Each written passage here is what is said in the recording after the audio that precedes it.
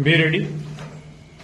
Start. Mr. Deputy Chairman, Sir, I must admit that I am not very happy regarding this particular bill stop. The Honorable Minister has told the House that whenever the President took the authority under Article 356 of the Constitution and whenever there was the President's proclamation, every time such a bill was brought forward before Parliament and Parliament approved that bill stop. It is true, but at the same time, it is also true that this kind of routine, which is now being followed from time to time, is creating a situation in which Parliament, which is given a very important function under Article 356 of the Constitution, is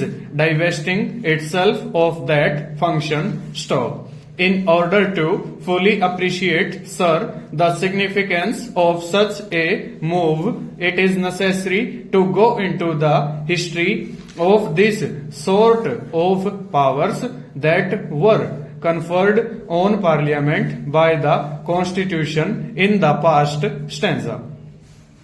Sir, under the Government of India Act 1935, under Section 93, some such situation was contemplated and certain provisions were made in case such a situation arose either at the center or in some of the provinces as they were called at that time stop. At that time, it was decided that the Governor-General should have both the executive as well as the legislative power in his hands in case such a situation arose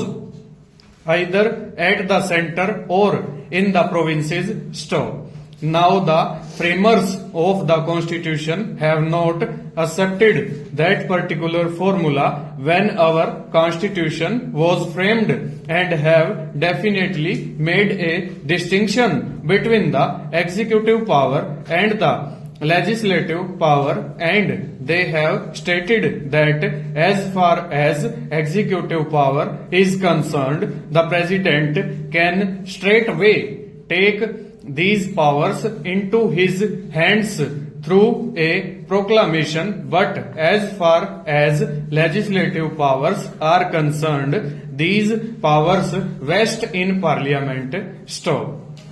The Constitution provides that Parliament in its turn might delegate these powers to the President or to some authority to be named by him, but obviously when this distinction between the executive and the legislative power was made in the Constitution, it is reasonable to suppose that only under exceptional circumstances the Parliament was to delegate that power to the President again or to any authority to be named by him stop. If it was the intention of the framers of the Constitution that the legislative as well as the executive power should vest in the full stop over.